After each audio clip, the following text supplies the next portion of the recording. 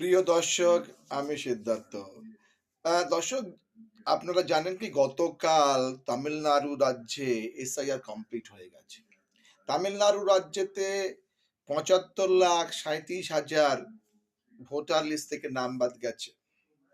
হ্যাঁ, তামিলনাড়ু রাজ্যে SIR complete. Tamil Nadu আর পশ্চিমবাংলার মধ্যে আয়তন কিন্তু খুব একটা বেশি না। লোকসভার মধ্যে তামিলনাড়ুতে ৩৯ খানা সিট আছে, আর আমাদের লোকসভাতে ৪২ খানা সিট আছে। তাই তামিলনাড়ু আর পশ্চিমবাংলা তফাৎ এমন কিছু নেই, কিন্তু এসআইআর এর দিক দিয়ে ওরা কমপ্লিট করে ওদের যে খসড়া ভোটার তালিকা ওরা প্রকাশ করে দিয়েছে।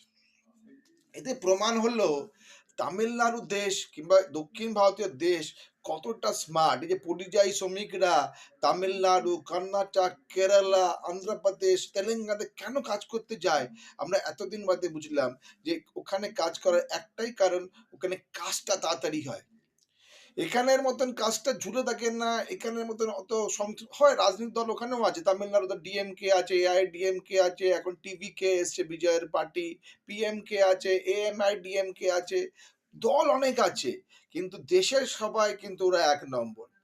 গতকালই একটা খবর এসছে ব্যাঙ্গালোর থেকে, মানে কর্ণাটক রাজ্য থেকে, যেখানে অ্যামাজন কোম্পানি, পৃথিবীর বৃহত্তম অ্যামাজন কোম্পানি, সব থেকে বড় স্টোর, সব থেকে বড় ওয়ার হাউস করছে অ্যামাজন কোম্পানি।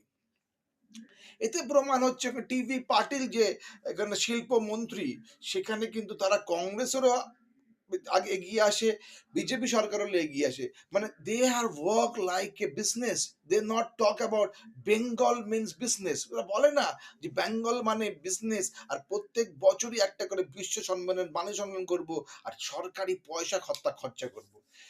কিন্তু এখনো খসড়া তালিকা কবে যে ২৮শে ফেব্রুয়ারি আদৌ হবে কিনা পশ্চিমবাংলায় কেউ জানে না, এখনো অনিশ্চয়তা।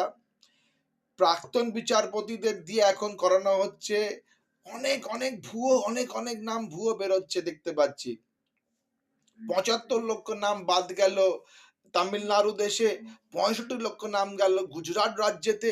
তাই এখন দেখার বিষয়, পশ্চিম বাংলাতে যেটা একটা, পশ্চিম বাংলা একটা বর্ডার ওরিয়েন্টেড সিট, যেখানে ভৌগোলিক অবস্থানে একটা বর্ডার আছে। যেই সরকারটা, যেই আসুক না কেন, ইউনুস হোক, তারেক হোক, এরা কিন্তু ভারতকে খুব একটা পছন্দ করে না। এই বর্ডার দেশ, এই বর্ডার রাজ্য কতটা কি করতে পারে, কত নাম বাদ যায়। এখানে কিন্তু ওপেন বর্ডার্স, আর লোকাল গভর্নমেন্ট সাপোর্ট করে এই ধরনের ওপার বাংলার লোকেদেরকে। তাই আমরা দেখতে চাইছি এই ২৮শে ফেব্রুয়ারি আদৌ কি নাম